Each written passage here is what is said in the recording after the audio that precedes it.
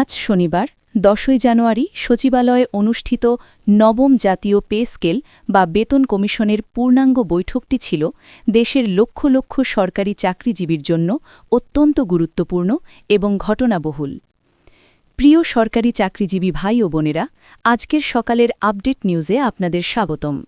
যারা আমাদের চ্যানেলে নতুন তারা এখনই চ্যানেলটি সাবস্ক্রাইব করুন। আর হ্যাঁ, অবশ্যই কমেন্ট করে জানাবেন আপনারা কে কোন জেলা থেকে আমাদের ভিডিওটি দেখছেন। তবে চলুন কথা না বাড়িয়ে আজকের সর্বশেষ সংবাদটি জেনে নিন। জাতীয় বেতন কমিশনের বহুল প্রতীক্ষিত সভাকে কেন্দ্র করে সারা দেশের সরকারি কর্মকর্তা ও কর্মচারীদের মধ্যে যে গভীর কৌতূহল এবং উৎকণ্ঠা বিরাজ করছিল তার একটি স্বচ্ছ ও বিস্তারিত চিত্র এখন সামনে আসতে শুরু করেছে। গত ৮ জানুয়ারি অনুষ্ঠিত এই উচ্চ পর্যায়ের বৈঠকটি ছিল মূলত নতুন পে স্কেলের ভাগ্য নির্ধারণী একটি প্ল্যাটফর্ম।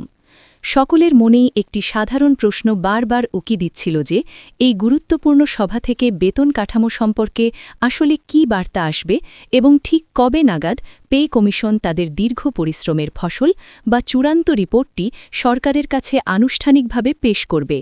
বর্তমান প্রেক্ষাপটে বিভিন্ন সংবাদমাধ্যম ও সামাজিক যোগাযোগ মাধ্যমে এই সভা নিয়ে নানামুখী এবং অনেক ক্ষেত্রে বিভ্রান্তিকর তথ্য পরিবেশিত হলেও প্রকৃত ঘটনা এবং সভার অভ্যন্তরে গৃহীত কৌশলগত সিদ্ধান্তগুলো নিয়ে একটি পরিষ্কার ও বস্তুনিষ্ঠ ধারণা পাওয়া অত্যন্ত জরুরি হয়ে পড়েছে।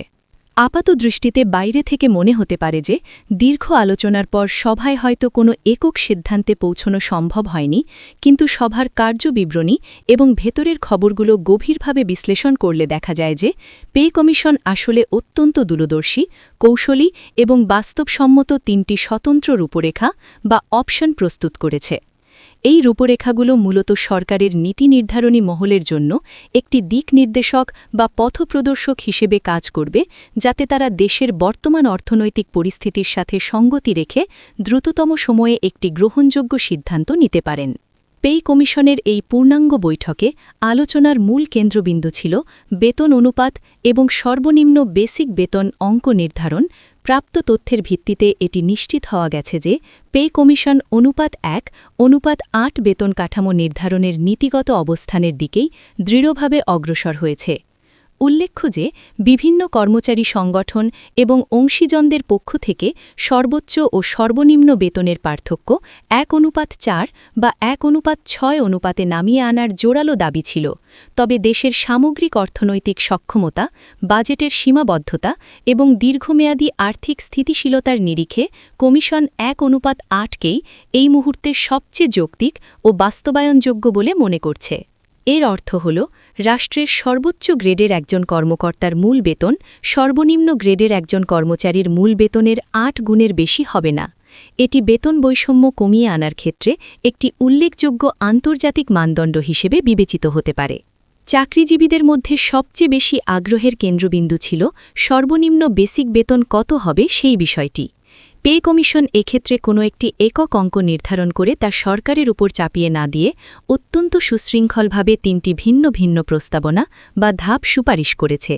এই ধাপগুলো মূলত গ্রেড সংখ্যার পরিবর্তনের উপর ভিত্তি করে সাজানো হয়েছে, যা অত্যন্ত বিজ্ঞানসম্মত এবং যৌক্তিক। কমিশনের সদস্যদের যুক্তি হল সরকার প্রশাসনিক সংস্কারের অংশ হিসেবে গ্রেড সংখ্যা হ্রাস বা বৃদ্ধির যে সিদ্ধান্ত নেবে তার উপর ভিত্তি করেই সর্বনিম্ন বেতন স্বয়ংক্রিয়ভাবে নির্ধারিত হয়ে যাবে। কমিশনের প্রথম প্রস্তাবনা অনুযায়ী যদি সরকার বিদ্যমান ২০ গ্রেড কাঠামোই বহাল রাখার সিদ্ধান্ত নেয়, অর্থাৎ প্রশাসনিক কাঠামোতে কোনো আমূল পরিবর্তন না আনে, তবে সর্বনিম্ন বেসিক বেতন হবে ১৬,০০০ টাকা। দ্বিতীয় প্রস্তাবনা অনুযায়ী যদি পে কমিশনের দীর্ঘদিনের সুপারিশ মেনে গ্রেড সংখ্যা কমিয়ে ১৬টি করা হয়, যা নিয়ে বর্তমানে নীতিগত পর্যায়ে জোর আলোচনা চলছে, তবে সেক্ষেত্রে সর্বনিম্ন বেসিক বেতন হবে ১৭,০০০ টাকা। আর সবচেয়ে আলোচিত এবং কর্মচারীদের আকাঙ্ক্ষিত তৃতীয় প্রস্তাবনাটি হল যদি সরকার বৈপ্লবিক ও যুগান্তকারী কোনো সিদ্ধান্ত নিয়ে গ্রেড সংখ্যা ১৪টিতে নামিয়ে আনতে পারে, তবে সর্বনিম্ন বেসিক বেতন হবে ২১,০০০ টাকা। এখান থেকে এটি স্পষ্ট যে গ্রেড সংখ্যা যত কমবে এবং প্রশাসনিক স্তর যত সংকুচিত হবে, নিচের দিকের কর্মচারীদের বেসিক বেতন তত বেশি হারে বৃদ্ধি পাবে। গণমাধ্যম বা সাধারণ মানুষের একটি বড় অংশের মধ্যে হয়তো একটি ভুল ধারণা তৈরি হয়েছে যে পে কমিশনের সদস্যরা কোনো ঐক্যমত্যে পৌঁছতে ব্যর্থ হয়েছেন অথবা তাদের মধ্যে তীব্র মতবিরোধের কারণে কোনো প্রস্তাব গৃহীত হয়নি। কিন্তু পরিস্থিতির প্রকৃত সত্য মোটেও তেমনটি নয়। এটি কমিশনের কোনো ব্যর্থতা বা সিদ্ধান্তহীনতা নয়, বরং এটি তাদের পেশাদারিত্ব এবং কাজের একটি অত্যন্ত নিপুণ কৌশলগত অংশ। একটি বেতন কমিশন সাধারণত সরাসরি বেতন চূড়ান্তভাবে নির্ধারণ করে দিতে পারে না। তাদের আইনি দায়িত্ব হল সরকারের কাছে বিভিন্ন যৌক্তিক বিকল্প বা অপশন পেশ করা। এখন চূড়ান্ত সিদ্ধান্ত নেওয়ার পূর্ণ এখতিয়ার পুরোটাই সরকারের হাতে। অর্থ মন্ত্রণালয় এবং উচ্চ পর্যায়ের সচিব কমিটি এখন কমিশনের দেওয়া এই ৩টি বিকল্প পর্যালোচনা করবে এবং দেখবে যে তারা ১৪, ১৬ নাকি ২০ গ্রেড কাঠামো বেছে নেবে। সরকার যে কাঠামোটি গ্রহণ করবে, কমিশনের সূত্র অনুযায়ী স্বয়ংক্রিয়ভাবে সেই মানের বেসিক বেতন অর্থাৎ ২১,০০০, ১৭,০০০ বা ১৬,০০০ টাকা নির্ধারিত হয়ে যাবে। সুতরাং পে কমিশন তাদের উপর অর্পিত দায়িত্ব অত্যন্ত নিখুঁতভাবেই পালন করেছে এবং তাদের কাজের গতি ও অগ্রগতি বর্তমানে যথেষ্ট সন্তোষজনক পর্যায়ে রয়েছে। গত প্রায় ৬ মাস ধরে পে কমিশনের সদস্যরা যে নিবিড় গবেষণা ও তথ্য বিশ্লেষণ করেছেন তার বাস্তব প্রতিফলন এই ৩টি প্রস্তাবের মধ্যে ফুটে উঠেছে। তারা আকস্মিকভাবে কোনো কাল্পনিক সংখ্যা সুপারিশ করেননি, বরং প্রতিটি ধাপের পেছনে মজবুত অর্থনৈতিক যুক্তি ও জীবনযাত্রার ব্যয়ের গাণিতিক হিসাব দাঁড় করিয়েছেন।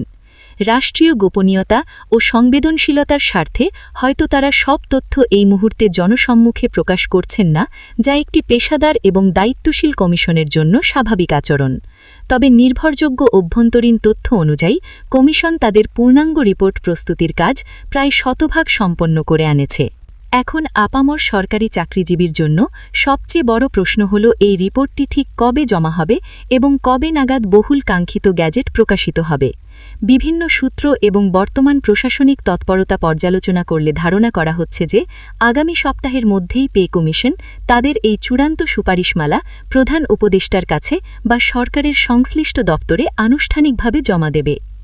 রিপোর্ট জমা দেওয়ার পরপরই শুরু হবে গ্যাজেট প্রণয়নের দাপ্তরিক ও আইনি প্রক্রিয়া।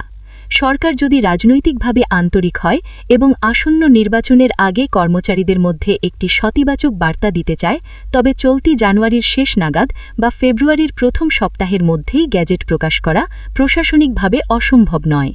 তাই এই মুহূর্তে সরকারি চাকরিজীবীদের হতাশ হওয়ার কোনো কারণ নেই। গণমাধ্যমে অনেক সময় খণ্ডিত বা অপূর্ণ তথ্য প্রকাশিত হওয়ায় সাধারণ কর্মচারীদের মধ্যে বিভ্রান্তি এবং আশঙ্কার সৃষ্টি হয়। কিন্তু বাস্তবতা হল পে কমিশন যে ৩টি ধাপের সুপারিশ করেছে তার মধ্যে গ্রেড সংখ্যা কমিয়ে ১৬ গ্রেড ও ১৭,০০০ টাকা বেসিক অথবা ১৪ গ্রেড ও ২১,০০০ টাকা বেসিক হওয়ার সম্ভাবনা ও যৌক্তিকতা সবচেয়ে বেশি, কারণ বর্তমানে প্রচলিত ২০ গ্রেড ব্যবস্থা বহাল রাখলে বেতন বৈষম্য দূর হবে না এবং ভবিষ্যতে আবারও আন্দোলনের সুযোগ থেকে যাবে। তাই জনবান্ধব ও জনমুখী সরকার হিসেবে প্রশাসন একটি আধুনিক ও জনপ্রিয় সিদ্ধান্তই গ্রহণ করবে বলে সর্বমহলে জোরালো আশা করা হচ্ছে।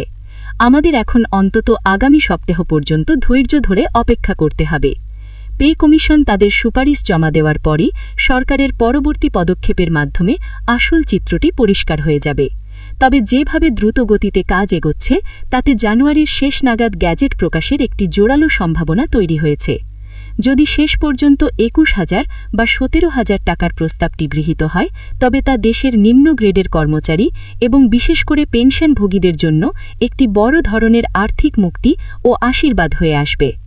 বর্তমান সময়ের তীব্র দ্রব্যমূল্যের বাজারে টিকে থাকার জন্য এবং নিম্ন আয়ের মানুষের ক্রয় ক্ষমতা বৃদ্ধির জন্য এই পে স্কেলটি দ্রুততম সময়ে বাস্তবায়ন হওয়া অত্যন্ত জরুরি। সকলের প্রত্যাশা এই যে সরকার নির্বাচনের আগে সকল জটিলতা নিরসন করে এই বেতন কাঠামো বাস্তবায়ন করবে এবং দীর্ঘদিনের পুঞ্জীভূত বৈষম্য ও হতাশা দূর করবে। পে কমিশনের দেওয়া এই ৩ ধাপের প্রস্তাবনা আসলে কোনো দুর্বলতা নয়, বরং এটি সরকারের সিদ্ধান্ত গ্রহণের প্রক্রিয়াকে অনেক বেশি সহজ, স্বচ্ছ ও উন্মুক্ত করে দিয়েছে। ভিডিওটি খুবই জরুরি, তাই দয়া করে সবার সাথে ভিডিওটি শেয়ার করতে ভুলবেন না। আর নতুন ভিডিও আপডেট পেতে এখনই চ্যানেলটি সাবস্ক্রাইব করুন।